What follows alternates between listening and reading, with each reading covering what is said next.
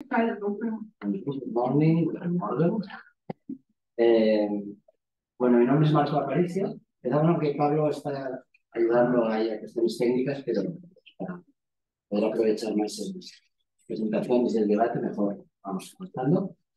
Me presento, mi nombre es Marco Aparicio, yo trabajo en la Universidad de Girona, en el ámbito del derecho constitucional, y ayer participé en una mesa que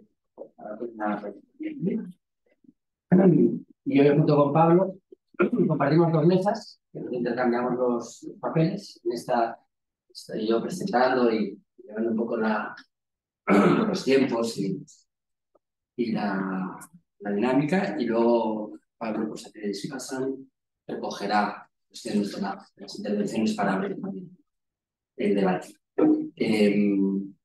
Agradecer mucho, ahora lo voy a hacer precisamente, pues, a la organización. Hoy actos no son nada, por eso organizar y reconocer el esfuerzo que nos ha permitido estar aquí hoy, y te agradezco muy sinceramente. Vamos a tener unos 10-12 minutos.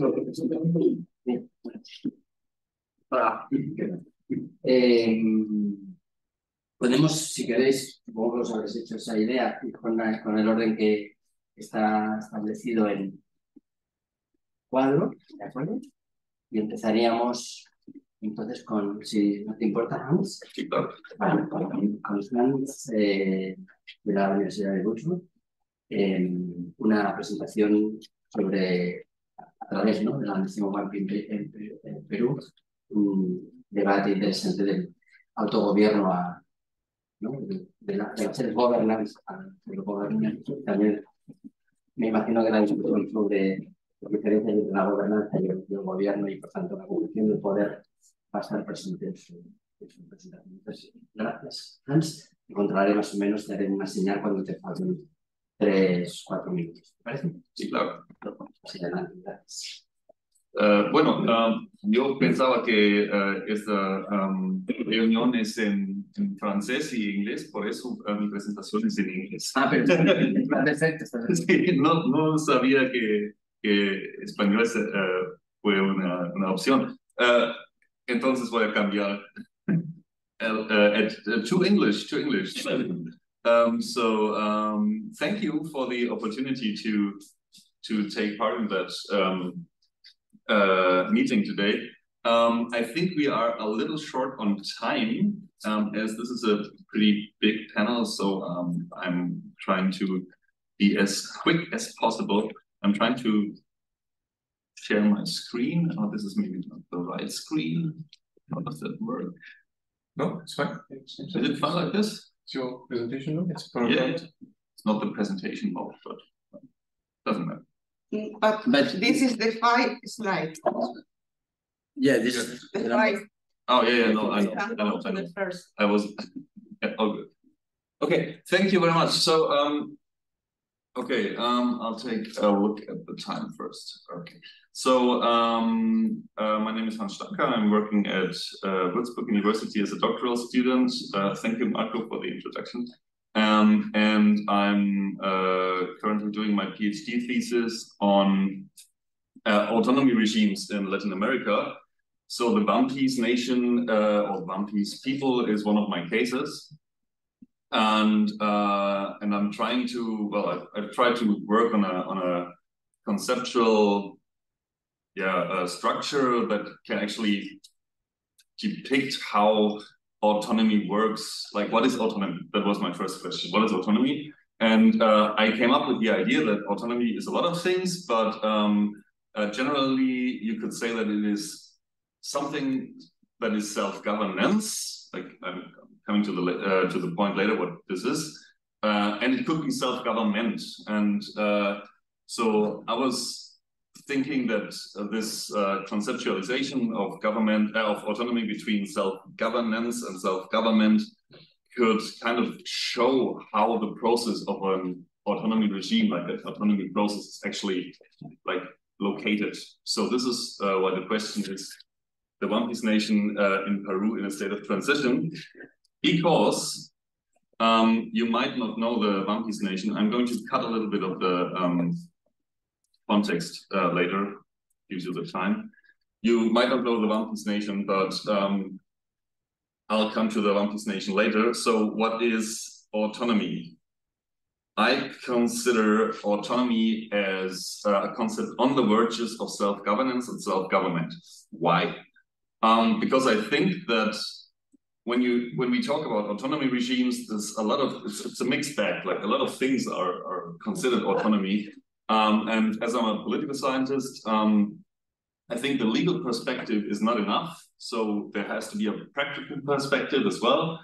And I'm trying to conceptualize this in this idea of autonomy on the verges of self-governance and self-government. So I say generally that government is part of the state structure, like government structure.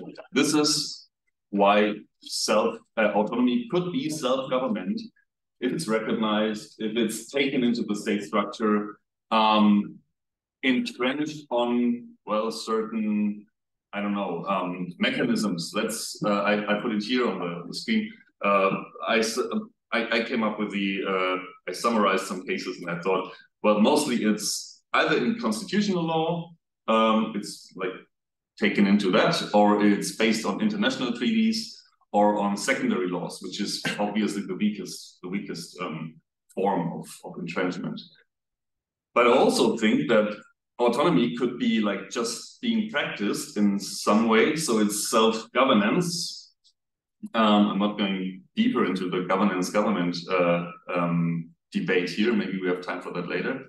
So I think that that autonomy regimes could be tolerated, or they could be fought for or seized from the state. For the most important example could be the Zapatista movement and autonomy in Mexico, obviously, which is still in existence, but it is tolerated somehow by now. But in the first place, they seized their autonomy from the state. And there's a status quo now. So, well, we are in that realm of self-governance, because obviously the Chiapas Zapatistas wouldn't consider themselves, they would say it's autogobierno in Spanish, but from a conceptual viewpoint, I would say it's not self-government because they are not part of the state structure. And they wouldn't consider themselves that way. So this is the entrenchment. Then we come to scope and depth. That's just like a short introduction here. I think autonomy can be distinguished in a certain scope, like which subjects are actually part of that autonomy regime. Like, is there an executive, a legislative, a judicial branch, to like stay with the classic political options here, or the depth in how deep is actually the practice of or the powers or rights within these special realms. So okay, that's like the conceptual framework. Now the Wampis. I'll cut out most of that because we don't have the time for it. But let's put it simply, like the Wampis are a people or a group that has been living on the northern border of Peru, border to Ecuador, on the rivers on the higher Marañón river, on the rivers of Santiago and Canus and Morona. Sorry, that's the other name. And they've been living there forever. Basically, that's what they claim, at least. And after a series of insecurities and disappointments, they decided in 2010, 12, 11-ish to start elaborate their autonomy statute. So they want to be autonomous. And they finished that process in 2015, and they declared, like, openly towards the state, vis-a-vis the state, their autonomy, which is quite rare, I think, because that's not what autonomous movements normally do. They just do their thing, or they fight for it if there's no political law, no legal framework. So it's quite unique, I would say, that they would just declare their autonomy That's not what normally happens. At least I don't know other cases. So by now in Peru, that happens quite often. Like they were the primary example. And what I brought you here is like the political structure of the autonomy regime of the Vampis, which I took out of the autonomy statute. Don't bother too much about it. It's in German. So there's again like a judiciary branch, a legislative branch, and an executive branch, and it's based on three levels: the community level, a level that is representing the two rivers that the Vampis are actually living on, and a national level, like national, not Peruvian national, but Vampis national. So, and of course, the Vampis do not want to form their own state. They want to have an autonomy regime within the state, but they want to be recognized. So this is the interesting point, because they want to become part of the state structure. They want to be part of the state of Peru in a certain way, like the political autonomy regimes in Bolivia, for example, which are part of the state structure. So they are striving for self-government, to come back to my terminology. So this was in 2015. That's a couple of years from now, almost 10. So what happened by now?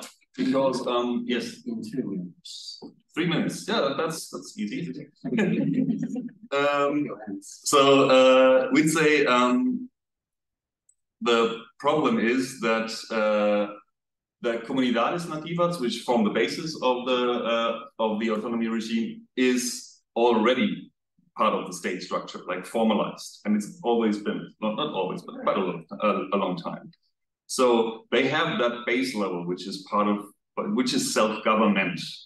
The consulta previa, I'm not going to elaborate on that one. When it comes to self-governance, the Vampis established quite a lot of institutions of their own, like the parliament, administration. They didn't establish their judiciary branch, except of the judiciary branch, which is actually being practiced on the community level. So, and they established some lightly armed forces, which are acting as security actors against illegal miners and loggers. So they're taking control of their territory. But interestingly, when you read the literature, it seems like they got farther in that process than they actually have, because they do practice a lot of their autonomy, but the part of the recognition is still stuck at the community level. And that is something that I find quite interesting. And just like in 30 seconds, I'll give you a look at this target again. So it's complicated, obviously. So the autonomy regime in Peru of the Vampis is by now based on, here you can see that, based on the constitutional and law and secondary law, which is in light beige here because it only depicts the basic level of the comunidades. Then we have a tolerated area, which is the institutions and the parliament, the administration that is actually practiced by the Vampis. And the yellow area here, that is a quite interesting point, because the Peruvian state recognizes the Vampis nation, but only as a representative association, not as an autonomy regime, part of the state whatsoever. And last words, here you have that light red area in the target, which is the international treaties that actually the struggle of the Vampis is based on. So they claim, okay, we do actually have all these rights to form part of the state structure, to be autonomous, based on the ILO 169 convention, that is, and the UN DRIP convention on indigenous rights. So this is the situation of the Vampis this was a pretty short and fast presentation of it. If you have questions, I'm happy to be here for you. Thank you. Thank you very much. Great way to open our session. It's kind of now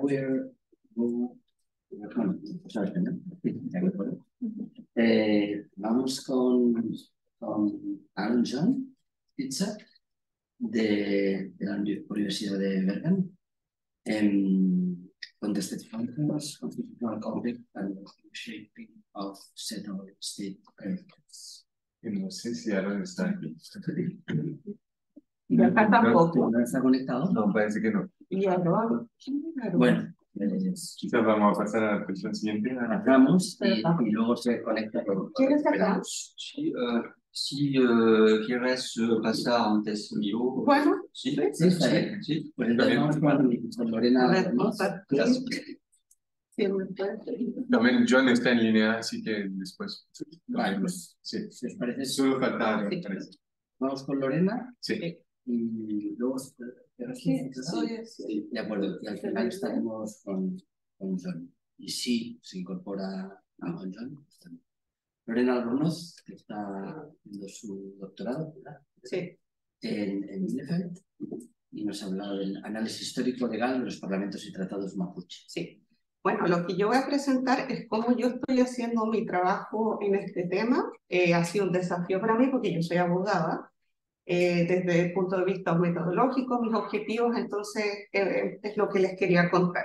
Entonces, el nombre es Análisis Histórico Legal de los Tratados y Parlamentos Mapuche, y lo primero es señalar qué son los parlamentos, para que todos entendamos de qué estoy hablando. Los parlamentos fueron negociaciones jurídico-políticas desarrolladas entre los mapuches y otras poblaciones indígenas durante los siglos XVI al XVIII, primero por la Corona de Castilla, y posteriormente, cuando nacen los estados chilenos y argentinos, también se desarrollaron parlamentos hasta más o menos mediados del siglo XIX. Al final de la mayoría de estos parlamentos se firmaba un tratado de paz escrito en castellano. ¿Quiénes son los actores indígenas de estos parlamentos? En lo que conocemos hoy como el actual Estado chileno son los mapuches, que es la mayor población indígena que habita ancestralmente en el actual Estado chileno. Y en Argentina también hay mapuche, pero también otras identidades como pehuenches, pampas, tehuelches, ranculche, que también habitan ancestralmente el Estado argentino. Aquí hago la diferencia de no hablar solo de mapuche porque en la actualidad estas identidades no se reconocen como mapuches, entonces considero que no corresponde que yo les otorgue esta identidad, siendo que ellos señalan que hay mapuche, pero que se dice yo soy ranculche, ¿cierto? ¿Por qué yo estudio el proceso de los parlamentos respecto de todas estas poblaciones indígenas y no solo respecto de los mapuches? Los que se reconocen como mapuche, por ejemplo, en Argentina, es porque todas estas poblaciones comprenden una unidad cultural y social arauco-pampeana no patagónica. Araucanía está aquí, la cordillera, aquí está la Pampa y aquí la Patagonia. Porque todas estas poblaciones indígenas siempre en ese tiempo sobre todo, comparten una cultura común básica, es decir, que tienen ciertas diferencias, pero en el grueso tienen la misma lengua, el mismo mundo espiritual, la misma organización política. Y también todas estas poblaciones indígenas son una sociedad común porque todas son interdependientes, todas se necesitan para sobrevivir. Por ejemplo, tienen muchos vínculos de parentesco, también en ese momento alianzas militares entre ellos o a veces en contra de ellos mismos, actividades comerciales, por ejemplo, actividades ganaderas que se desarrollaban en lo que es la actual Argentina, pero se vendían en Chile y todos se beneficiaban de esto. Entonces, por eso finalmente yo estudio los parlamentos de todas las poblaciones que incluyen esta unidad cultural y social araucano-pampeana norpatagónica. Y la importancia de estos tratados es que la mayoría de ellos, no todos, reconocen la existencia de un territorio autónomo indígena que en el actual Estado chileno se denomina la frontera y en el actual Estado argentino se denomina la frontera sur. Yo, luego de un largo trabajo de archivo, he logrado determinar que se desarrollaron 104 parlamentos hispanos indígenas en esta unidad que yo determiné, en esta unidad araucano-pampeana norpatagónica. 71 son con mapuches en el actual, en lo que es Chile, y 33 con estas otras poblaciones indígenas que también hay mapuches en el actual territorio indígena.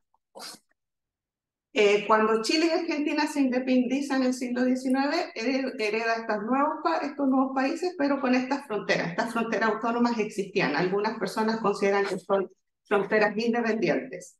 Y en este contexto, estos nuevos estados también desarrollan parlamentos con los indígenas. Y con el Estado chileno se desarrollaron 17 parlamentos y con el Estado argentino 56 parlamentos. Ahí es mucho más alto el número. Y finalmente, esto siendo bien reducido, toda la política de parlamentos termina con 2 campañas militares genocidas que desarrollaron los nuevos estados para acabar con esta diferencia indígena, que en el caso de Chile se denomina la pacificación de la Araucanía y en el caso de Argentina la campaña del desierto. Y ahí ya no se parlamentó nunca más. Y bueno, siempre la relación de los pueblos indígenas de la actual Chile y Argentina ha sido complejo con los colonizadores, fue compleja con la corona y con los estados más complejos aún, pero el caso del pueblo nación mapuche con el estado chileno es gravísimo, ya casi se ve muy difícil un puente de diálogo, está muy complicada la situación. Entonces, hay discursos jurídicos en la actualidad sobre el valor de estos parlamentos. Yo voy a mencionar que hay 3 instrumentos internacionales de derechos humanos. Uno es un informe del relator de las Naciones Unidas, que es Alonso Martínez, que en el año 1999 estudió todos los tratados de distintos pueblos indígenas en el mundo, y cuando se refirió a los del mundo mapuche señaló que él ve vestigios de valor jurídico en el derecho internacional. Y hay 2 declaraciones, la Declaración de las Naciones Unidas sobre los Derechos de los Pueblos Indígenas y la Declaración Americana de los Derechos de los Pueblos Indígenas, que textualmente reconocen el valor de los tratados, en general, de los tratados de los pueblos indígenas. Y en Chile, ¿qué sucede? Que una gran parte del movimiento social mapuche reivindica el valor de estos tratados y hay grupos que incluso señalan que se debería volver a parlamentar. En Argentina, en cambio, esta demanda no existe, ni el valor de los tratados, ni el volver a parlamentar. Entonces, ¿qué hago yo con esta problemática? Yo quiero hacer una historia del derecho sobre todo este proceso y mi aproximación de la historia es una aproximación de esta disciplina que es contemporánea. Ya no se estudia la historia, no estamos pensando en la historia de las leyes, del Estado, de la corona, o incluso la historia del derecho mapuche o el derecho indígena, sino que es una historia sobre el saber normativo. ¿Qué entendemos por normatividad? Todo aquello que es obligatorio, se amplía el marco. Y esto va a incluir normativas, ritos, discursos, consensos. Lo que lo determina como normativo es que sea vinculante en un determinado tiempo y espacio. ¿Y quiénes pueden producir normatividad? Pueden ser productores de normatividad todos los colectivos que comparten epistemologías y o prácticas. Por ejemplo, una familia puede constituir normatividad al interior de su hogar. Un barrio, una favela. Y siguiendo esta perspectiva, los mapuche y estos otros grupos indígenas que habitaban en las fronteras, y además las autoridades coloniales, posteriormente las autoridades republicanas, todos juntos son una comunidad normativa, pero de tipo práctica, no es epistemológica porque no tienen la misma epistemología. Ellos son de tipo práctica. ¿Y qué es lo que tienen como práctica en común? Comparten la práctica todos ellos de parlamentar para llegar a sus acuerdos jurídicos políticos. Entonces, mi investigación, ¿qué es? Es una historia del saber normativo acaecido entre los siglos XVI y XIX respecto de esta comunidad normativa de tipo práctica constituida por los actores mapuches que habitaban en la frontera, actores indígenas que habitaban en la frontera sur, actores coloniales y republicanos, quienes compartieron esta práctica de parlamentar. Ese es donde yo me enmarco. Y yo tengo 3 preguntas de investigación. ¿Cómo se desarrolló este proceso normativo bajo este marco que yo me estoy moviendo? ¿Cuáles fueron las continuidades y rupturas que se produjeron como consecuencia del mestizaje jurídico en los parlamentos? Porque aquí hay el derecho de los colonizadores, corona, los estados, el derecho indígena, y también está el derecho internacional como marco siempre, porque los procesos no se aíslan del mundo. Y finalmente quiero ver cuáles son los resultados y las consecuencias jurídicas en el proceso de normatividad de los parlamentos, o sea, cómo quedamos en el presente con toda esta historia jurídica. Y para contestar estas preguntas, yo aterrizo este marco teórico y debo sistematizar la normatividad de todo este proceso de parlamento. ¿Y cómo lo hago? Visibilizo los procesos de transferencia, apropiación y traducción de normatividad. Y vuelvo a decir que en los parlamentos veo todo, ritos, discursos, prácticas de estos actores. Es normatividad en sentido amplio. Y para esto empleo 3 categorías de análisis, que sería el proceso de creación de normatividad en los parlamentos, eso significa cómo se crea la normatividad, y ahí veo las apropiaciones jurídicas que hacen los indígenas, apropiaciones jurídicas que hacen los colonizadores, las rupturas y las continuidades. La otra categoría es la multinormatividad, como el tipo diverso de normas que se crean, si son tradiciones, discursos, prácticas, ritos, entonces tengo que ir revisando los acuerdos, los protocolos, autoridades. Y mi tercera categoría es la praxeología, que es qué pasa en la práctica en cada momento. Entonces, si la normatividad se cumple, si hay desuso de la normatividad. Y aquí les voy a poner, sí, estoy terminando. Un ejemplo nomás, porque si no, el primer tratado histórico que se tiene conocimiento, que es el de 1593, entre el gobernador Oñez de Loyola con indígenas, el rey de Cachuchilla. Mis 3 categorías, por ejemplo, creación de normatividad. ¿Qué pasa ahí? La corona obtiene el consentimiento voluntario de los indios como sus vasallos. Entonces ya ahora gana el derecho, por así decir, de que si los indios se rebelan, tiene la justa causa para la guerra, o sea, los puede atacar. Eso es derecho indiano.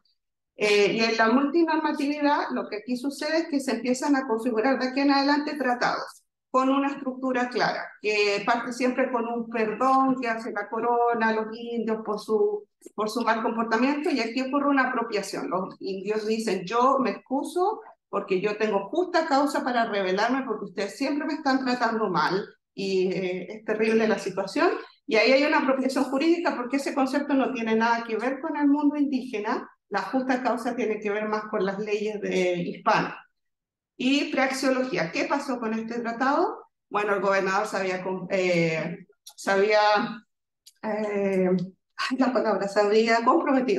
comprometido a que no los iba a hacer trabajo forzoso, pero al año ya tenía todos los indígenas con los que había parlamentado en las minas, en trabajo forzoso terrible. Entonces, luego de 5 años, nuevamente el mundo mapuche, como es, se rebela y termina asesinando al gobernador y quema las 7 ciudades hispanas que había en ese momento. Y claro, ahí hay una relación entre el tratado, porque si vemos, hay ellos entienden que tienen justas causas para rebelarse, había un tratado, no lo cumplen, con mayor razón el mundo indígena se levanta. Entonces, ese tipo de elementos voy revisando yo. Y mi última slide para cumplir con el tiempo, ¿cuál es mi vínculo de esta investigación para el presente? Si queremos pensar las consecuencias políticas o jurídicas de todo este proceso, hay que conocer toda la historia normativa. En general, este tema ha sido más tema histórico. La historia lo toma, antropológico también. Hay abogados que lo han tomado, pero bien aislado, como que hoy el Tratado de Tapibo, el de Clean. Pero estudiar todo el proceso es necesario para darle un lugar en el espacio jurídico. Son muchos parlamentos, así que, y son muchos siglos también los que hay que estudiar.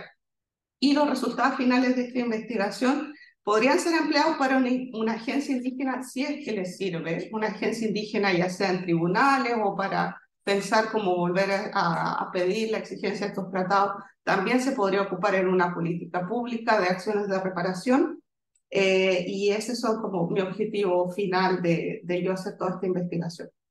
Muchas gracias.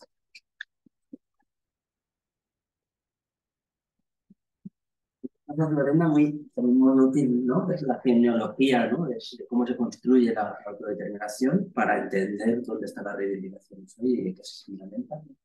Nos va a servir mucho para hilar el debate. Perdón, ¿puedes parar de compartir tu pantalla? Sí, ok. Perdón, Marco. Pasamos ahora a Gerard Raymond.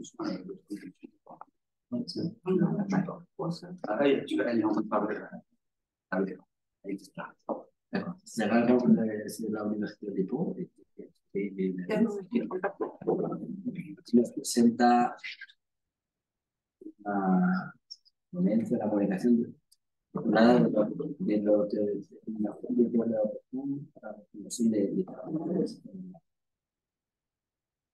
Muchas gracias por esta presentación. Voy a hablar en francés, si lo permite. Espero los traductores funcionen. Alors, je vais partager mon écran. Alors, merci beaucoup d'abord pour cette invitation et pour cet événement. Merci également à vous tous pour la qualité de votre présentation. Alors, je vais essayer d'être au niveau dans le temps qui m'est imparti. Ça ne va pas être évident. Alors, je dis toujours ces mots pour commencer, et je pense que c'est important. Je fais une proposition dans cette contribution qui est une main tendue, mais ce n'est pas prescriptive. Voilà, c'est avec humilité, finalement, que j'évoque cette manière de repenser l'État, tant pour les autochtones que pour les non-autochtones. Alors, pour expliquer le sens de mon intervention, il me semble utile d'indiquer quelques références, finalement, et hommages. Alors, pour la référence à moi-même, dans le sens que cette intervention a pour objet, en fait, de réfléchir à réécrire ma thèse. Certains écrivent des thèses, et moi, je veux la réécrire pour la rendre plus prospective. D'où cet intérêt, je sens ce style aussi de cette intervention qui vise effectivement à repenser l'État.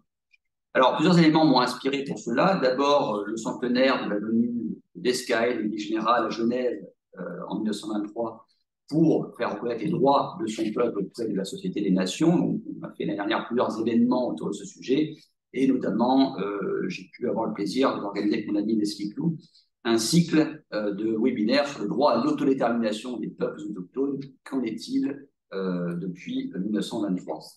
L'autre référence que je souhaiterais faire, c'est également rendre hommage à un très beau colloque auquel j'ai participé à Poitiers, plus tôt dans l'année, donc qui s'intitulait « Pas de réconciliation sans décolonisation ». Et ce credo me paraît effectivement particulièrement porteur pour repenser la manière dont l'État doit se transformer afin de devenir authentiquement post-colonial, c'est-à-dire dépasser finalement ce passé colonial qui le suit. Alors, d'abord un constat, les peuples autochtones ont le droit à l'autodétermination. Donc c'est un élément quand même qui semble aujourd'hui être largement admis, du fait que ça a pu être discuté pendant des années. Alors d'abord, cela se défend par le fait qu'ils ont la qualité de peuple et qu'à ce titre, ils ont un droit inhérent à l'autodétermination.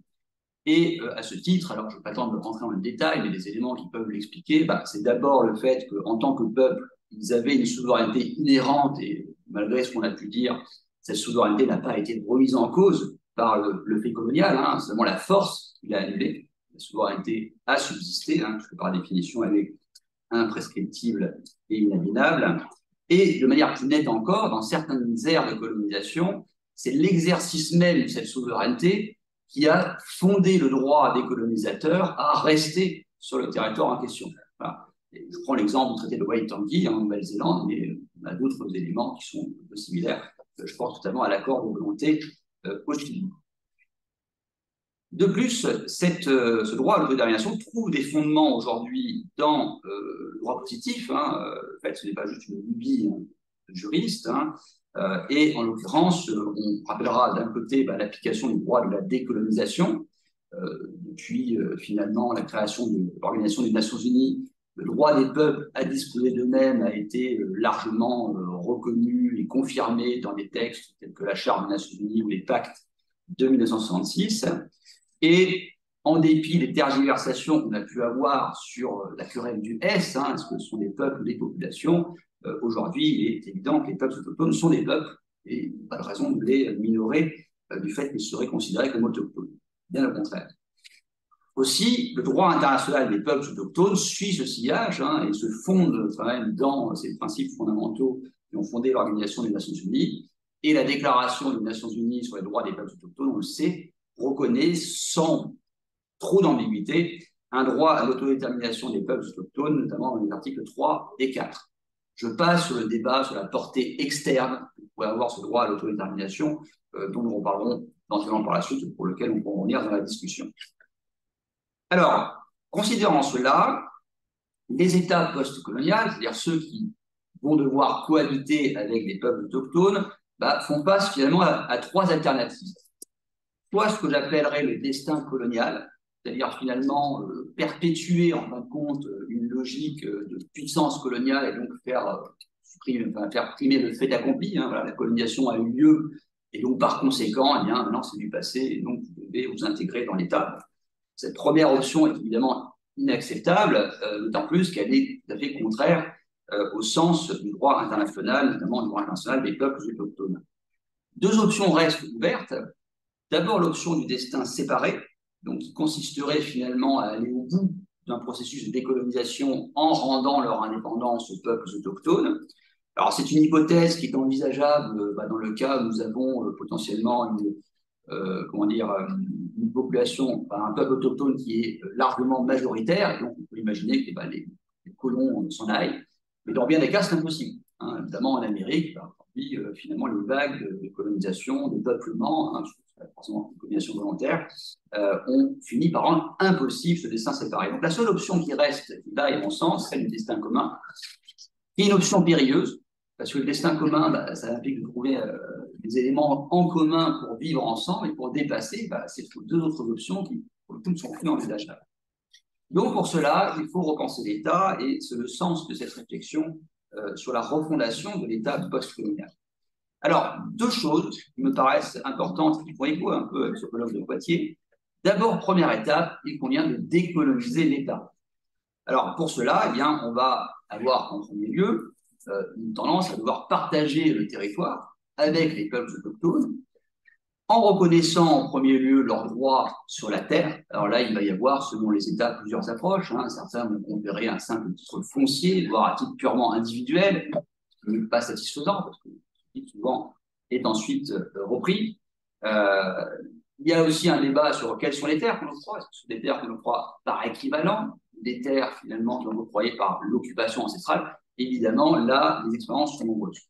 Mais au-delà des terres, il y a évidemment ce droit au territoire qui implique que la terre n'est pas qu'un texte, mais elle est aussi un espace sur lequel les peuples peuvent exercer leur autorité, peuvent faire appliquer leurs droits.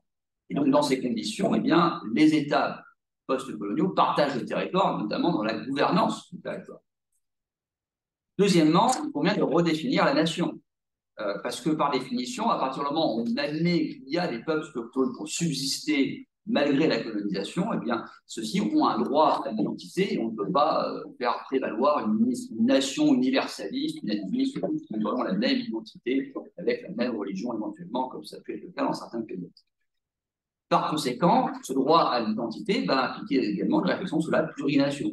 Voilà, comme il y a plusieurs identités, plusieurs mémoires, plusieurs langues qui cohabitent, et bien potentiellement, on va devoir aussi repenser l'idéal de la plurination, alors qui n'est pas un concept qui vise à détruire l'État, comme on a pu le dire dans d'autres aires géographiques, mais qui consiste à repenser finalement ce qui nous unit. Quand on a décolonisé l'État, il s'agit maintenant de vivre ensemble. Finalement. On l'a décolonisé, bon, soit on part chacun de notre côté, là on a essayé de faire le destin commun. Donc il faut se réconcilier. Et pour se réconcilier, il faut trouver un terrain commun. Alors ce qui va impliquer à la fois de respecter l'autonomie de chacun. Chaque peuple, en tout cas, qui pose cet État, doit pouvoir devenir autonome et en même temps doit pouvoir participer finalement à la prise des décisions collectives. Alors, l'autonomie, en ce qui concerne les peuples autochtones, on rejoint l'idée de l'autonomie juridique des peuples autochtones qui implique finalement d'admettre qu'il y a un pluralisme juridique qui subsiste dans le cadre de l'État, qui va à l'encontre des prérogatives de l'État, avec d'un côté la reconnaissance des droits autochtones, et quand on dit des droits autochtones, c'est bien les droits qui sont issus des juridicités autochtones, issus des ordres juridiques autochtones, et pas des droits sur les autochtones. Ça, on a pu le voir aussi à de nombreuses reprises.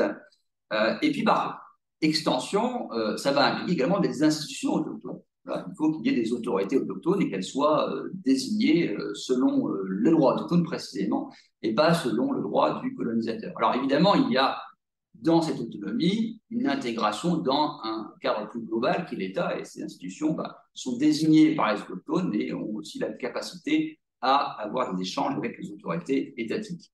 Ce qui m'amène au deuxième point, j'en terminerai par là, Le fait que, et ça c'est la plus grande difficulté, si je puis dire, c'est au-delà de l'autonomie, finalement, au-delà du fait de dire, bon, bah, ils restent entre eux, c'est très bien, il faut aussi que l'État post-colonial soit l'État des autochtones et des allochtones.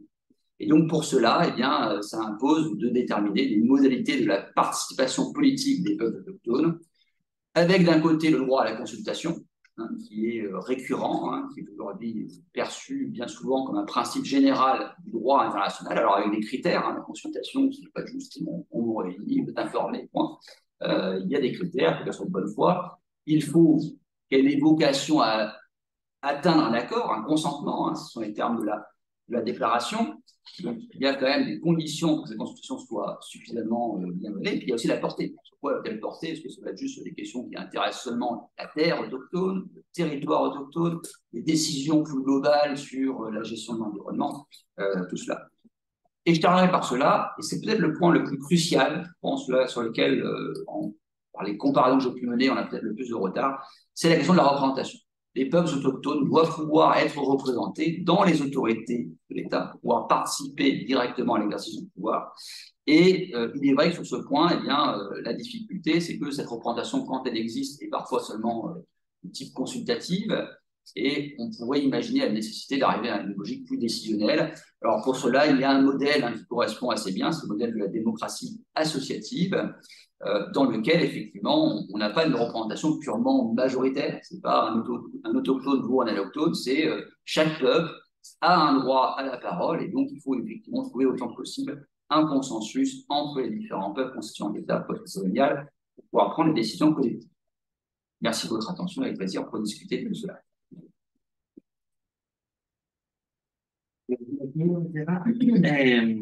Bueno, se van acumulando perspectivas interesantes de análisis. Yo creo que nos va a dar mucho para el debate.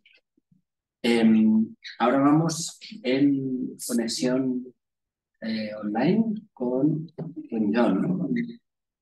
John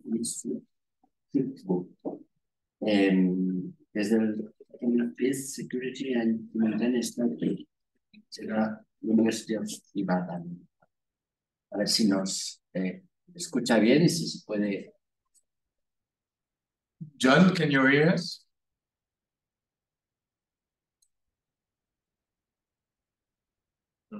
Yeah, here. Okay. Yeah. We can't hear you.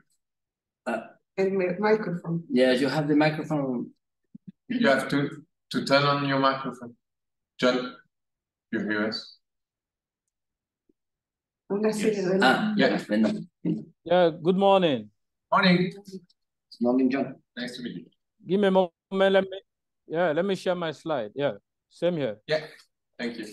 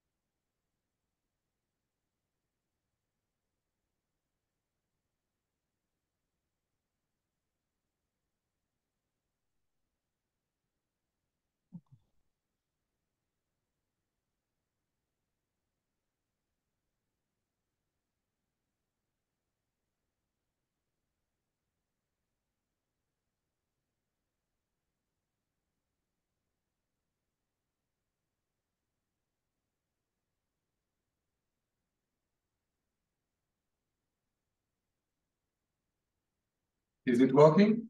Yeah, perfect. And you have 10 minutes to present. I don't know. Can you see me now? Oh, yeah, perfect. Oh, okay. All right. Good morning. Good to have me. I don't know if you can hear me very clear. Yeah. Yeah. Can you hear? Oh, all right. Thank you for having me and welcome. I want to appreciate you once again. This is John Izuchukwu from the University of Ibadan here in Nigeria.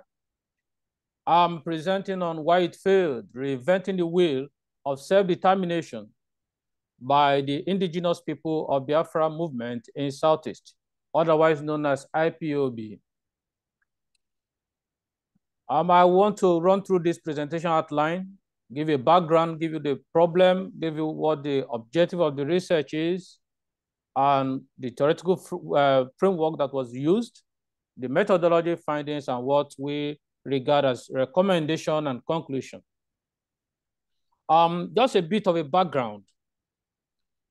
Nigeria at independence, the hope was high, and we thought that things would move smoothly the moment we begin to direct our own affairs.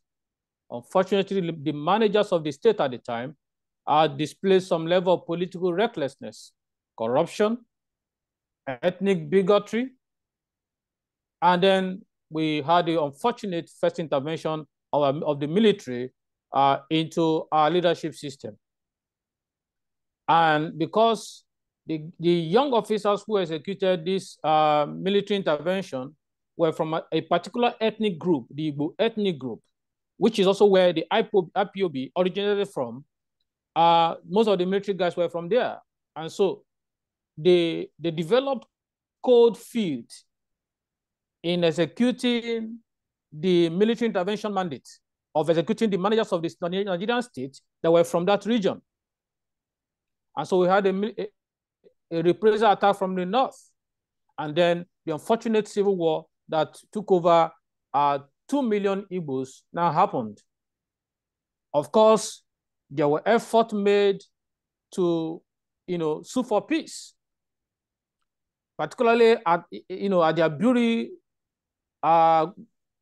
peace pact in Ghana, which eventually turned out to be that it never worked. And then we went into the war. However, at the end of the war, the then head of state, General Yakubu Gowon, promised what we now call the 3R program, the Reintegration, Reconstruction, and Restoration program, as a way to rebuild the war-torn Southeast at the time. Sadly enough, over 5 decades now, nothing has been done. And so you will see why agitation has continued in the Southeast. What's the problem here? The problem is the Southeast is engulfed with insecurity. The Southeast is continually and consistently seeing the engagement, the agitation of IPOB, and it destabilizing the economic and the social life of the Southeast. We are consistently seeing confrontation between the security agents and IPOB members. And this is not too good for a society that wants development, because once there is no peace, development, sustainable development, obviously has nothing to build on. And then we see consistently destruction of government-owned facilities in the Southeast. And then, of course, what is the mother of all agitation? The perceived marginalization of the Igbo ethnic group. What's the objective of this study? Because this study is just a part of a larger study that I intend to carry out for my PhD, is to examine the self-determination approach adopted by these indigenous people of Biafra IPOB.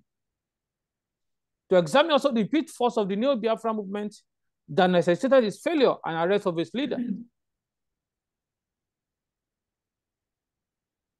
Then we engage what we now call, what is called the group thinking theory. And it's basic, it's just simple.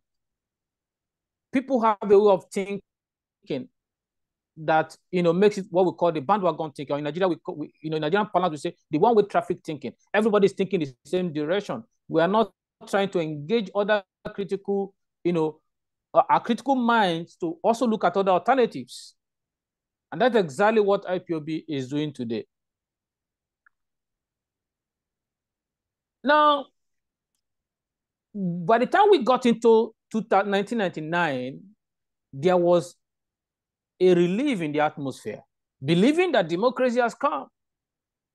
That kind of government that will entrench peace, entrench equity, fairness, and justice, if allowed to flourish, is already here. I must say that there are benefits we have gotten from democracy today. For instance, We have, to an extent, the freedom of speech. To an extent, you could challenge your right when it's violated. But in the classical definition of democracy, have we really begun to enjoy what democracy stands for? And that's why, if democracy has been allowed to flourish, some of these perceived marginalization, injustices, and all of what not has been happening, that is the foundation for all of this agitation. The tendency are that they must have been arrested, at least to a very large extent. But what we have is a redefined democracy in Nigeria today, a redefined democracy. Now, IPOB is a scion of MASSOB. MASSOB, which means the Movement for the Emancipation of Sovereign State of Biafra, was formed in 2000 by one Chief Ralph Wazirike. And then it failed in achieving its mandate. Now, what was his mandate? His mandate was to actualize the dream of the late warlord Ojukwu, which was to secede from Nigeria, to have a republic of Biafra, where it is believed that Biafrans are people with enormous potential, and staying with Nigeria has hampered the maximization of this potential. So IPOB was out to India wars to liberate Nigeria from Egypt. But unfortunately, MASSOB failed in that project. IPOB came on board, and IPOB ideology was to engage the government in a more ferocious way. However, in written, IPOB claimed to be non-violent. But obviously, in practice, we have seen the IPOB members engaging the government, engaging the security agents. And most of the time, it became chaos until the last administration proscribed IPOB as a terrorist group based on the activities of IPOB. We have also seen the security arm of IPOB, which is Eastern Security Network, a non-state actor having such a formidable force is a huge threat to the common peace of the people. And so there is constant contestation of who owns the territory between the IPOB security agencies and the government security agencies. Now, let me quickly tell you, what are they fighting for? The perceived marginalization. This is what they call marginalization. The Igbo people had not been able to produce the president of Nigeria. So a Dutch presidential ambition, because they have not been able to align with other ethnic groups sufficiently in a democratic arrangement to be able to deliver their own president or somebody from their ethnic group. That is economic exclusion. Most of the economic policies, because the Igbo people are people known with commerce. And so most of the economic policies is believed to be targeting them to kill their commerce and their enterprise. That's the unhealed wound of the Civil War. Because the promise of restoration, reintegration, and all of that was not done. And so they feel that if we're actually part of this country, we would have been reintegrated properly, we would have been, our war-torn society would have been rebuilt, would have had some respite from the government, but all of this has not been done.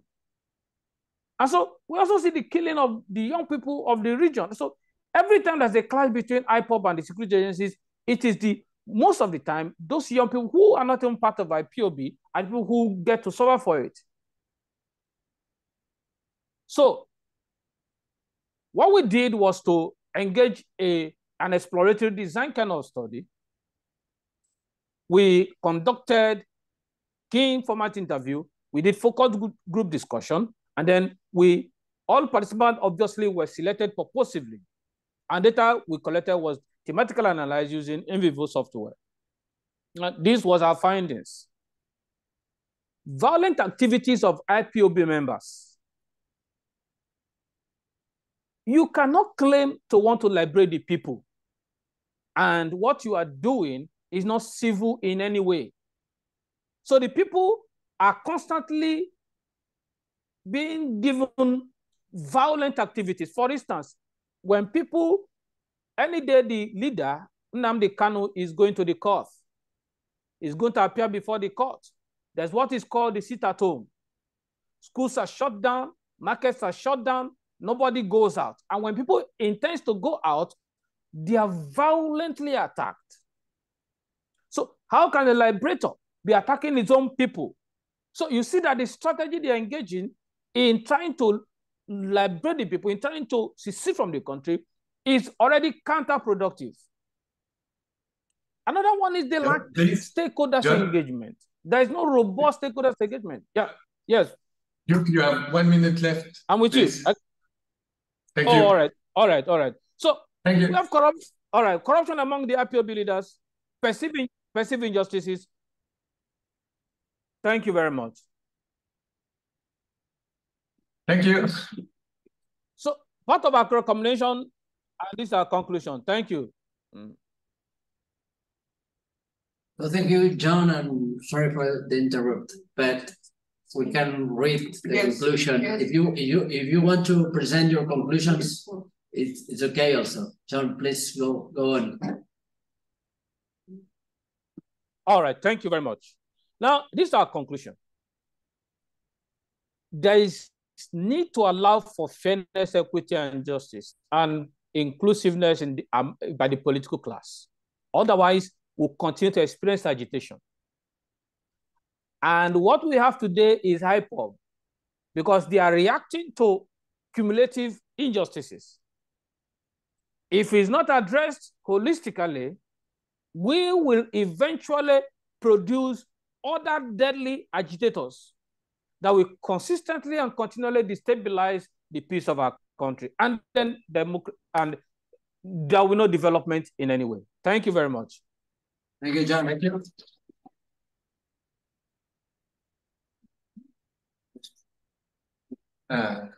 No creo.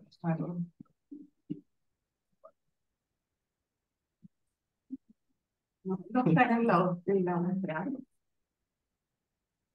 No, parece que no. Vale. Quien no recibimos el paper tampoco. Bueno, pues así tenemos más tiempo para el debate. Sí, switch to English, Spanish, and French. Just to introduce quickly myself, so I'm an associate researcher here at the CERI. So all the papers were very rich, and also I think they all engage with the relation between indigenous peoples and the state, and also the conclusion to which we arrived when we studied the right of or to self-determination. So it was very rich to see the different relation in different contexts we can have between indigenous peoples and the state. So I'll ask you questions and also make you small comments on your presentation. So I'll start with you, Hans. So I really like the detailed analysis of autonomy and its characteristics. I think we really need to study the practices of autonomy. So it's a very good perspective according to me. And also doing a typology. I think it's a very good, let's say, methodological approach to autonomy, because we need to classify a bit the diversity of autonomies we have in the world. So it was a very good idea, according to me. I was just, so first question, there's a risk of typology, a methodological risk. What do you do with intermediary or in-between situations? So you distinguish between, you mentioned self-governance and self-government, and can we have maybe situation in between in which you have a recognition of the state or some institutions that belong to the state, so are connected to the state, but also some institution formed by indigenous peoples and that are independent of the state. We also saw that with the Zapatist movement, even if there is a quite full autonomy, there's still connection with the state, or they need to negotiate sometimes. The state is imposing its conditions to create other institutions. So how do we classify the in-between situations?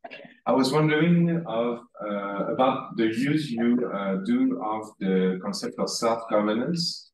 Actually, I think I would do the reverse relation. I would put self-government instead of self-governance and self-governance instead of self-government, because I tend to associate the concept of self-governance with neoliberalism and the transformation of the state in Latin America, with the idea that the state is developing policies of autonomy in order to reduce its budget, to allow some participatory mechanism, but still with the idea that we control, but with more incentive frameworks that are not directly connected to the centralized institution. So how do you use this concept in another sense that we can think about? And the last one,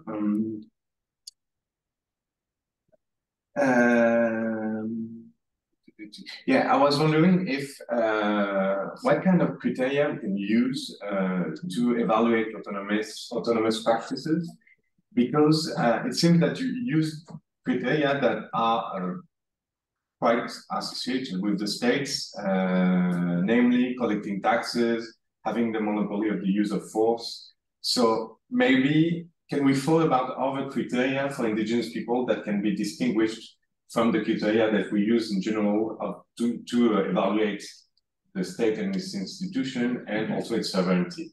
So can we think about other criteria that would be relevant according to? I have an order, so I have to follow my order, but donc Zéra. Merci beaucoup, c'était très intéressant. Et puis aussi à nouveau, je trouve que la typologie des différentes situations, aussi des différentes, bon, on va dire recommandations des différents domaines qui ont besoin de réforme est vraiment pertinente. Alors, je me demanderais, au niveau pratique, on y retrouve, est-ce que finalement l'idée d'un modèle plurinational était encore pertinente aujourd'hui? Alors, je m'explique. Donc, on a deux cas assez classiques, donc Bolivie et Équateur, et deux cas qui ont abouti dans la pratique à un échec assez patent finalement, et qui a quand même, cet échec-là a été quand même reçu par les différents mouvements autochtones, surtout en Amérique latine, comme un peu un désaveu finalement du modèle plurinational. Alors bon, j'ai beaucoup le cas du Chili en tête, mais est-ce que finalement le concept en droit, en sciences politiques, il reste pertinent? On peut proposer des modèles de construction d'un nouvel État qui serait intéressant pour permettre la participation au moins des peuples autochtones ont une reconnaissance plus avancée. Mais est-ce que néanmoins, dans la pratique, au moins dans la stratégie politique, il n'est pas complètement comment dire, il a perdu toute légitimité finalement. Oui, dangereux. Et je me demandais aussi à quel point finalement, il n'y avait pas aussi un peu le ver dans le fruit dès le début, parce que on est passé du peuple à la nation.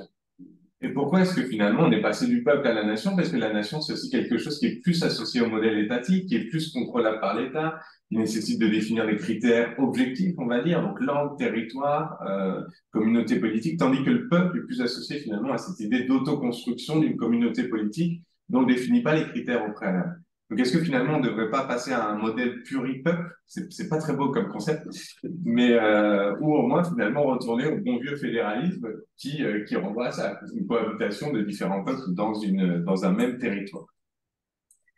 Et je me demandais, là c'est plus théorique, est-ce que décoloniser l'État finalement n'implique pas surtout de minoriser l'État plutôt que de le transformer vers un État plurinational? Donc, est-ce qu'on ne devrait pas abandonner le concept d'État, ou au moins permettre qu'il cohabite avec d'autres concepts, d'autres formes d'organisation politique, et dans ce cas-là, on parlerait peut-être d'un État qui serait associé à d'autres formes d'organisation politique en son sein ou en parallèle. Mais bon, on peut aller loin au niveau théorique, mais il faut un moment... On a combien de temps de discussion? Comment? On a combien de temps de discussion? Ouais, 2 minutes. Non, mais c'est ça. So John, thank you very much for your presentation. It was very clear, and also I'm not an expert of the situation of Nigeria, so I learned quite a lot. And I think the relation you make between self-determination, violence, and peace is very key. There are several reports made by the UN on this topic. There are also the special rapporteur on the new international economic order and democratic equity or equality. His name is, I forgot his name, but he's a very nice and interesting person. And he advocates for the idea that self-determination is a condition for peace. You showed to us that it's not necessarily the case, but I wanted to hear your thoughts on the idea that self-determination is a condition for peace. So we first need to implement self-determination to have peace. You tried to demonstrate that self-determination can lead to war, violence, and conflict. But I wanted to hear you a bit on this idea, this argument that we need to really implement self-determination in order to have concrete, real peace or real peaceful situation in a democratic state. Is that clear? All right, thank you very much. Okay, and we'll let you answer. We'll let you answer then afterwards. I'll just ask Lorena a question and then you'll have the floor. Lorena, sí, pasa. Muchas gracias por el trabajo de presentación, y también pienso que es muy necesario el trabajo de sistematización que propones del tratado. Ya lo hablamos ayer con Teresa Reinema, hizo un poco ese trabajo, pero pienso que lo hizo un poco como un listado, sí. Entonces pienso que hay que hacer algo más para complementar eso, y justamente tenía una pregunta sobre eso: ¿cómo clasificar esa diversidad de tratado, esos siglos que tienes, que igual es una trayectoria histórica enorme? Entonces me preguntaría si al final como no podíamos volver a esta idea de tipologizar los tratados, y en este caso, ¿cuál criterio necesitamos utilizar? También me preguntaba si conoces el trabajo de Guillaume Bocara, que es un antropólogo francés, y él estudió bastante esa idea que al final el conflicto, pero también después, y quizá habrá que profundizarlo porque él no lo hace, habla más de los conflictos y de la guerra, pero hasta qué punto los parlamentos fueron una instancia de construcción identitaria de los mapuche, de unificación de un pueblo, pero también de parte de los españoles. Al final, ¿qué imagen se vieron como proyectar de parte de los mapuche en esa instancia de los parlamentos? Tuvieron que, no sé, modificar un poco su práctica política, su manera de ser, su manera de colonizar también, gracias a esa instancia muy particular que fueron casi única en América Latina, pero no única en los procesos de colonización, porque también sabemos que en la esclavitud, en el comercio triangular en África también hubo parlamento, hubo discusiones con diferentes... En México también. En México, no sé, pero como al final podemos también comparar, o sea, no tienes la posibilidad de hacer 10 tesis en una, pero siempre hay cosas interesantes de profundizar. Y también me preguntaba, lo mencionas muy brevemente, estudiamos mucho hasta qué punto al final como los mapuche pudieran haberse acostumbrado a prácticas coloniales o de los españoles en los parlamentos. Estudiamos también un poco hasta qué punto los españoles se adaptaron a la práctica mapuche en la realización de los parlamentos, pero hasta qué punto el derecho mapuche, el ASMAPU, pudo entrar en el marco jurídico chileno. Y hablaste de el periodo actual, el presente. Entonces, ¿qué hacemos? Existe al final reminiscencia de ese derecho mapuche dentro del derecho chileno. Eso. So 2 minutes? No? Yeah. All right. Shall I start? Yeah. Okay. I'll start with the governance debate. I disagree with your I totally understand what your thoughts about the governance debate as like the neoliberal shrinking of the state idea. This is actually not what I was intending to utilize that work.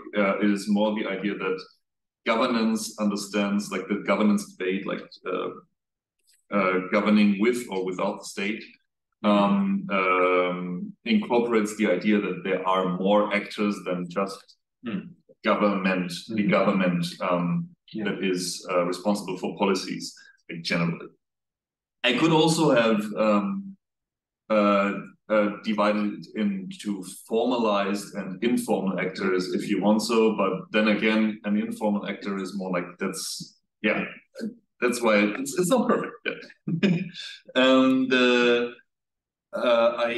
choose the functions of the autonomy according to state functions because of that very reason.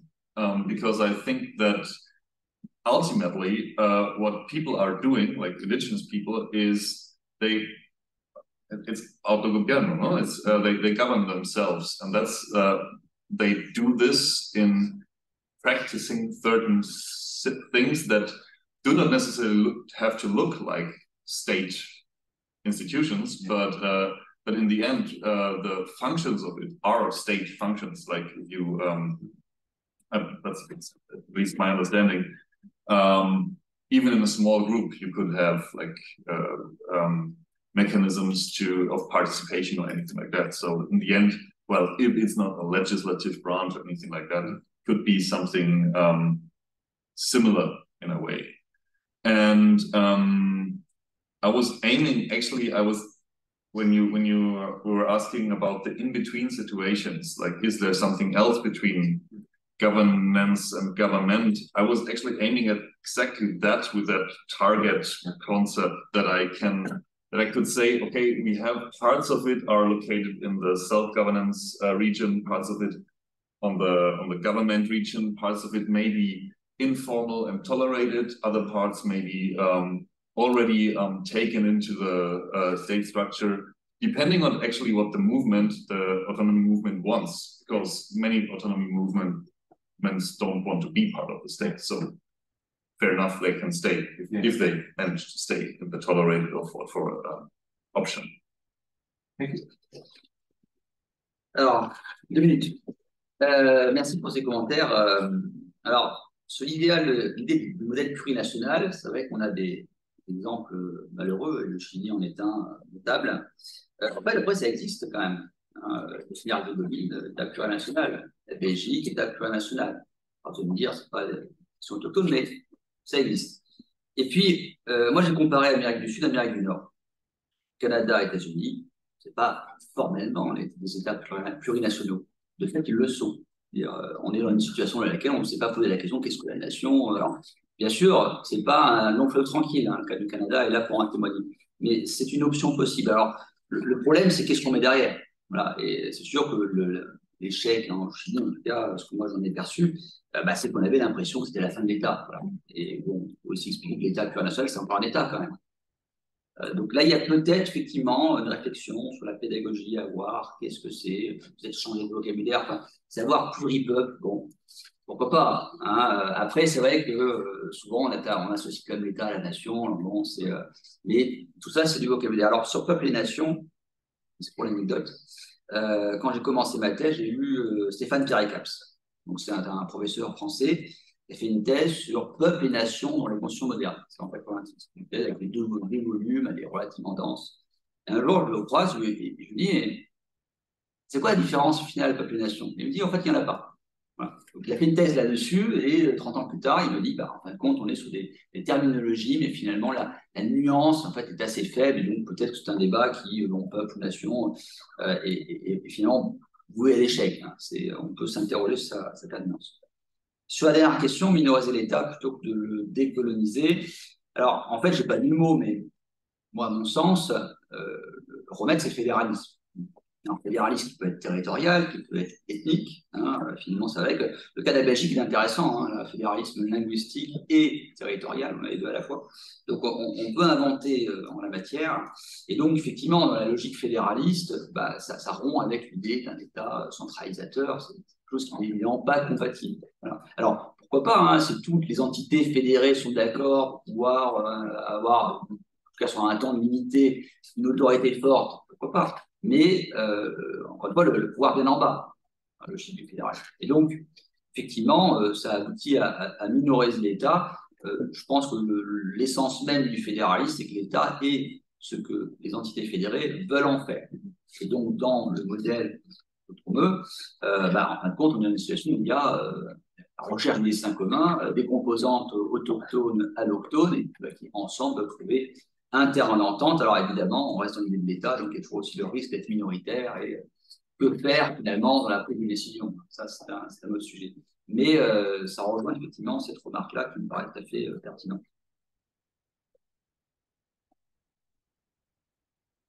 Maybe John, if you want to answer. No, John. You have to turn on your mic.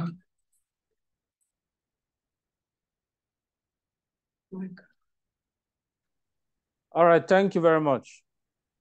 The issue of self-determination is a precondition for peace. Is arguable. Now, the context we are looking at is the Nigeria context, and it's a very complex one. For instance, I'm aware that the UN Charter and the African Regional Charter on indigenous people rights is clear. They approve of indigenous people rights. However, what is not clear is that individual nation decides whether to domesticate it or not. And so the Nigeria case is such a peculiar case. And that's why instead, I'm advocating that instead of seeking self-determination to secede, seek self-determination for political inclusion, for economic inclusion, for autonomy, resource autonomy. Because the truth remains that we do not want to lose 2 million people or more again. And if you are conversant with what's happening around the Southeast, it's almost a shadow of itself. In recent time, it's almost a shadow. So you are destroying your economy, you are destroying your school, you are the impact. In fact, there are a variety of literatures that have been investigating the impact of what they are doing on education. And when a larger population are not educated, how do you think that the conversation around peace, around development can be sustained? So I believe if there are variables that are put together, for instance, if democracy is allowed to flourish and people are educated, there are developments here and there. You can then begin to talk about, okay, let's give them self-determination so they could go to lead themselves. But these are people who have not even proven that they have capacity to lead themselves.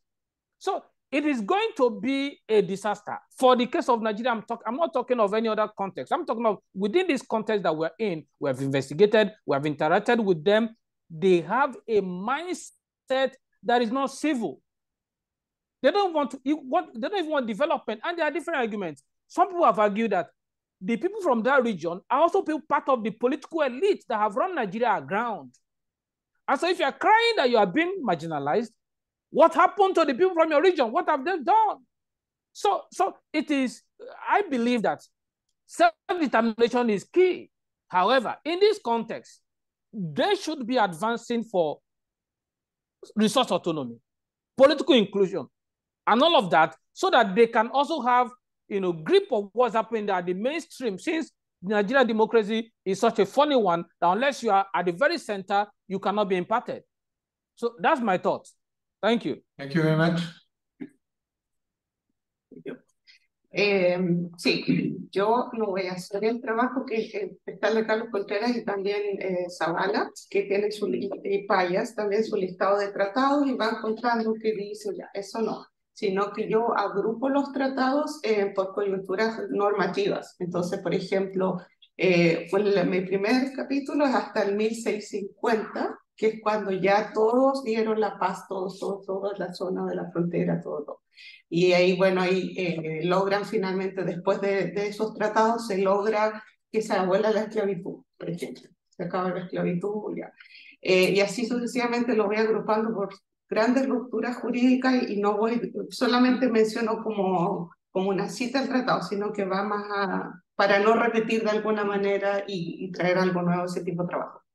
Y respecto a que si veo reminiscencias de las MAPU en el derecho chileno, yo todavía no he llegado a la parte de la república, pero yo creo que hay más, se ve que esto influye más en el derecho del periodo colonial, como que la corona hizo más cambios, se ajustó más por todo lo que estaba pasando, que lo que pasa con Chile, que como que y esa es una ruptura importante, porque los estados llegan y cambia toda la idea de derecho, totalmente, como tenía que ser homogéneo.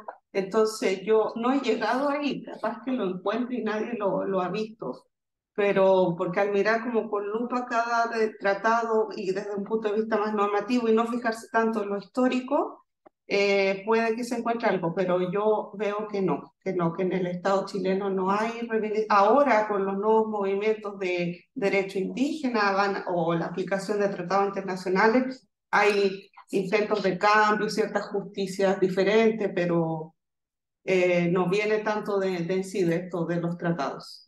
Y no sé qué otra cosa me preguntaste, eran tres preguntas.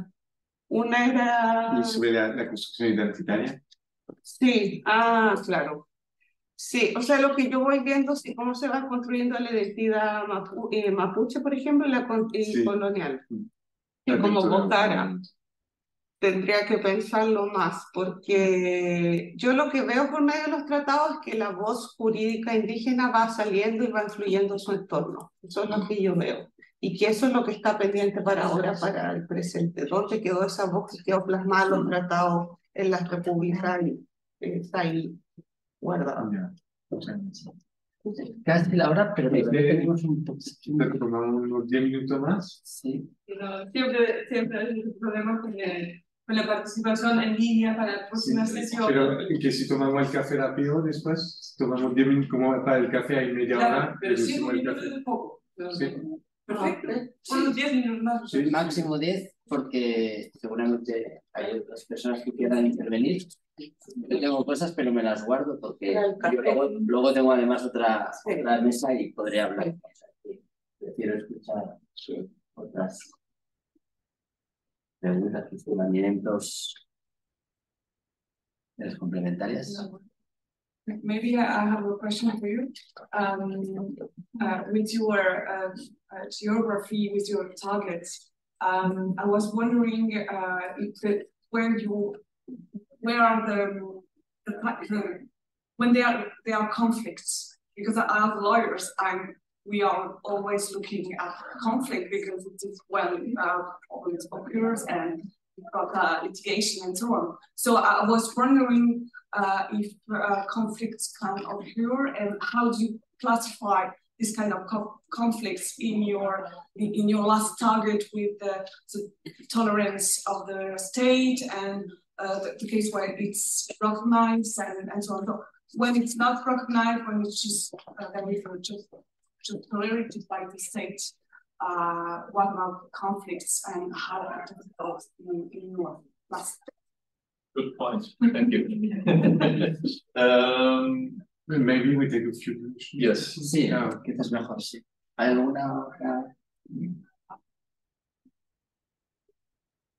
I also have one question for you, and like in your case, if you could explain a little bit more in detail, because you talk about how the autonomy reflects in legislature, executive, and judicial.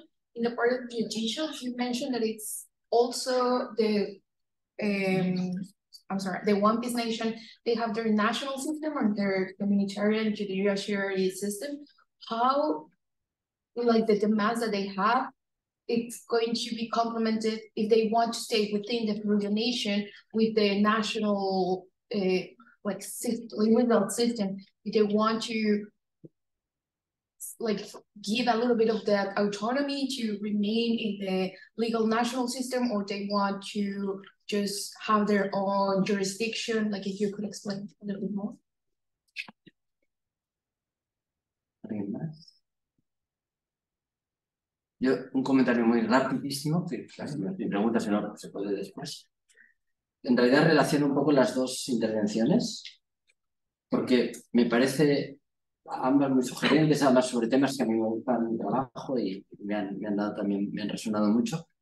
Pero creo que Hans no lo haces en la presentación porque era muy corta, y te pregunto si no problematizas un poco la noción de Estado que estás utilizando, porque en esa distinción de governance y government, lo que haces es asumir una visión de Estado muy determinada, que es la más bien de realpolitik, porque desde el punto de vista normativo es muy amplio. Los pueblos indígenas pueden decir que están cumpliendo el ordenamiento jurídico, porque la autonomía está reconocida en la declaración, en el convenio, etc.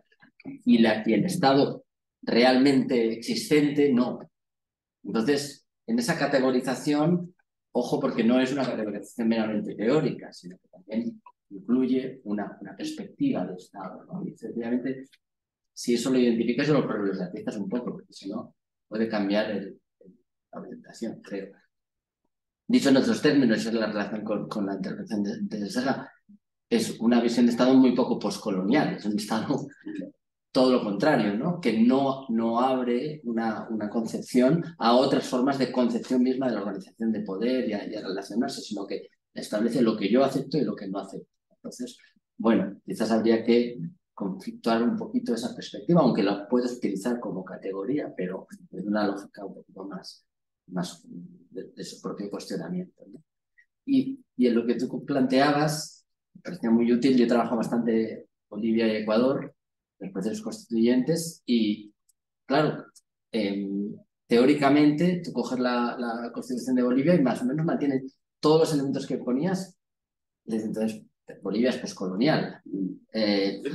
Todos, ¿no? Tiene instituciones compartidas, tiene instituciones plurinacionales, por tanto la representatividad, tiene reconocimiento de tierra-territorio, tiene jurisdicción propia en igualdad jerárquica teóricamente con el resto, etcétera, etcétera. Por tanto, claro, a mí me falta el traslado.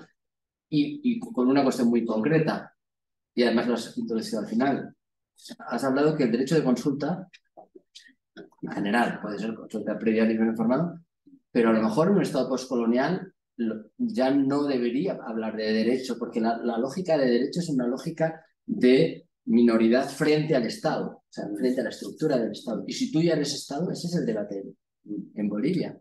Tú ya eres Estado. De hecho, Evo Morales lo plantea en 2010.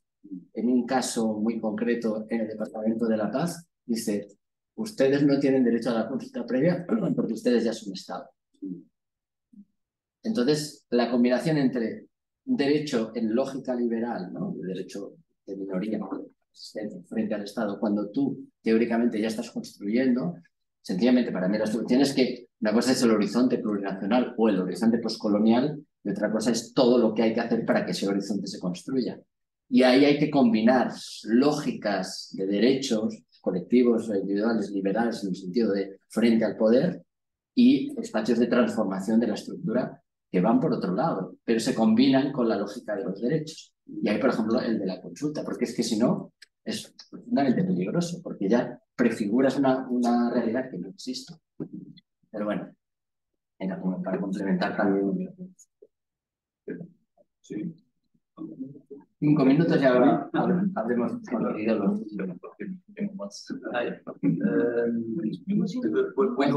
C'est possible. En somme, la question, c'est est-ce que le droit est conforme à la réalité? Ça, est-ce que finalement, on a en Bolivie, si j'ai bien compris, un modèle théorique constitutionnel qui paraît effectivement parfaitement postcolonial, et la pratique, finalement, paraît en. C'est bien ça la question, je l'ai sûr avoir bien compris. Ouais, c'est parce que les modèles constitutionnels de la Bolivie, ils convainquent les paradigmes normal de l'État libéral avec un paradigme postcolonial ou national. C'est l'ambiguïté, effectivement. C'est pas très simple. Parce que c'est important de combiner. Non, mais je le dis, en fait, c'est vrai que le destin commun, c'est idéal, mais c'est périlleux. Voilà. Et donc, on peut avoir effectivement la meilleure constitution, on peut avoir les meilleures institutions, et puis une mise en pratique qui, malheureusement, est défaillante. Alors, j'ai en tête cette affaire, c'est sur l'Équateur, mais qui est aussi un modèle assez avancé, où c'est Yacu Pérez, candidat à la présidentielle. En Équateur, on reconnaît le droit autochtone, on reconnaît finalement le mariage autochtone. Et je parle de ça parce que justement, dans ce cas, Yacu Pérez s'est marié selon un mariage autochtone. L'Équateur n'a pas reconnu le mariage. En disant qu'il faut qu'il se marie sur un mariage civil, et il s'avère que sa femme était étrangère, elle a été expulsée. Voilà.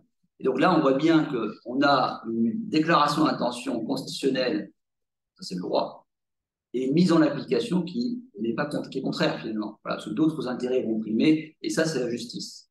Et donc, effectivement, là on a une difficulté dans ces réflexions en tant que juriste, et qu'on propose des modèles, on propose des institutions qui peuvent permettre effectivement d'aller vers la décolonisation, mais la pratique fait qu'effectivement on a des vieux réflexes qui restent.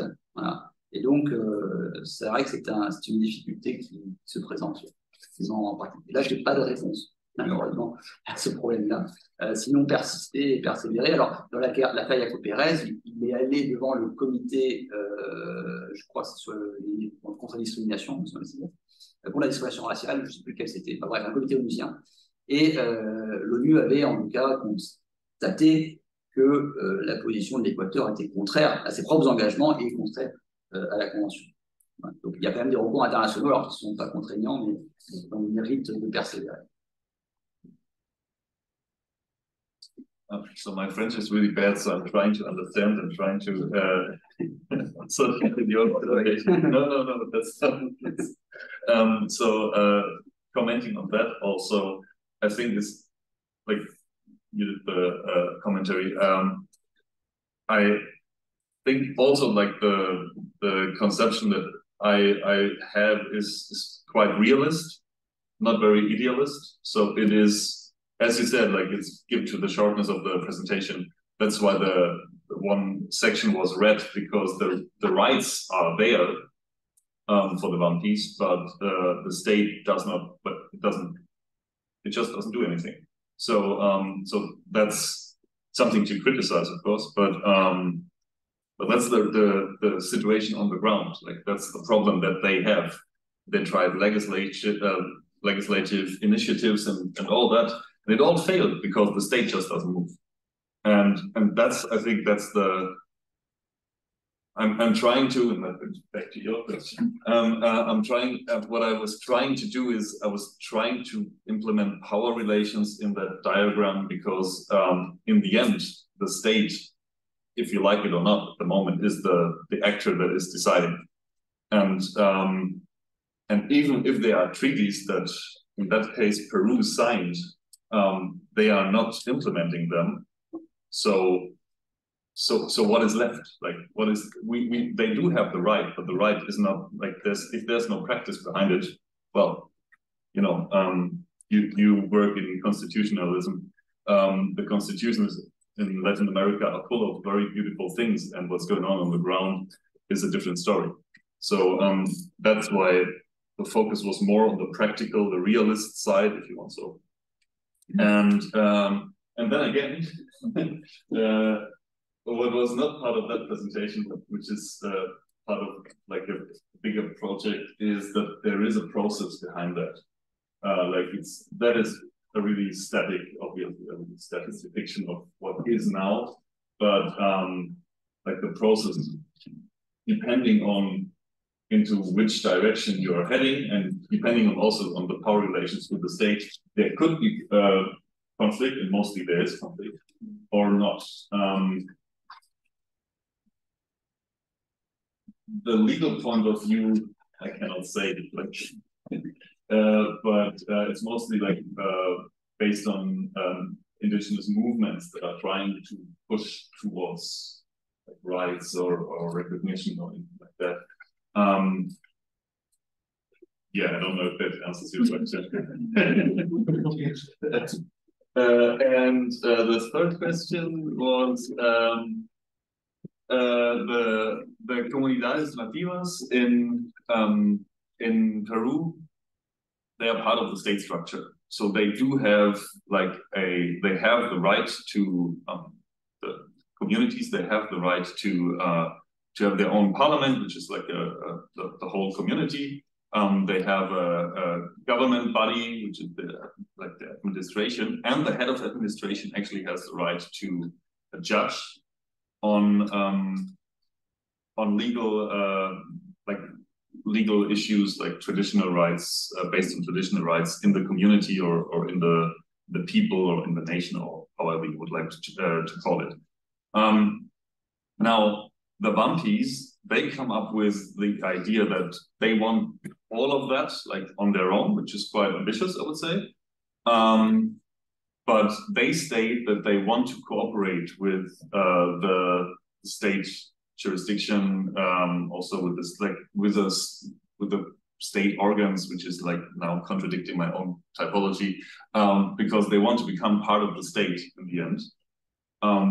But they want to cooperate with the institutions that are already there. that's what they are doing at the moment. I think the problem is that in the end, they are aiming for a fourth, they call it a fourth level of government, like a special status. That's why it's an autonomy regime, and that's why they want like something special that is not yet worked out, like the interrelations with the other institutions. So, merci tous. Thank you. Gracias. Tenemos